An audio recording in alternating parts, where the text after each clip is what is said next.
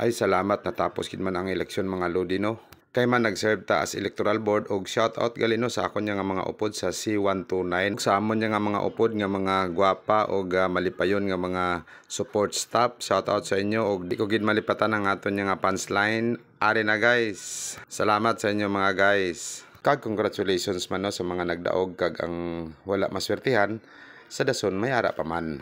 Kag sa aton nga konting kalaman di ta gini malipatan no kay sa aton nga Mindanao Loop naglabay ta di sa Davao Coastal Road kag amo ni ang mga key features.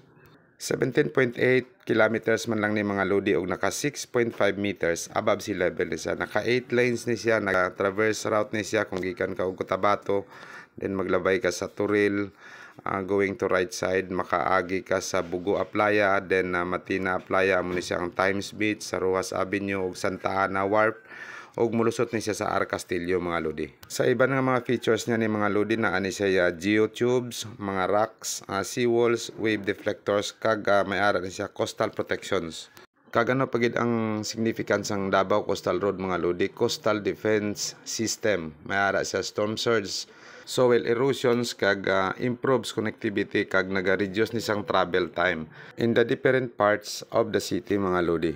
Kag ang impact sang Davao Coastal Road mga lodi diri sa pamuluyo sang Davao City, naga-improve di sang transportation and logistics kag naga-benepisyo sa mga businesses kag mga resident diri sa Davao City. An enhancing economic zone and tourist destinations. Ang project amount ni or sa fundings ni mga lodi is a multi-source ni sa mga lodi, pero ang major contributors niya sa fund is DPWH National Office kag 2018 budget ni siya mga lodi. Naga-range ni or naga-approximately ni ang ato niya nga amount sa Coastal Road is 46.8 billion man lang mga lodi.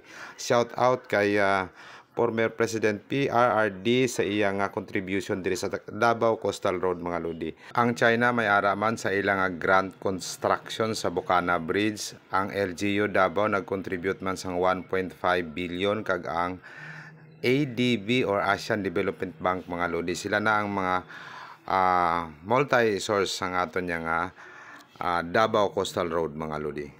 Kay man nakalabay ta di mga lodi no, kay may ara ta di mga pinalangga nga mga tiyo kag tiya diri sa Barangay Talumo. Kag shout out man sa akon nga mga kaparintihan kag get well soon sa akon nga tiya manda sa Talumo. Daghang salamat po mga lodi.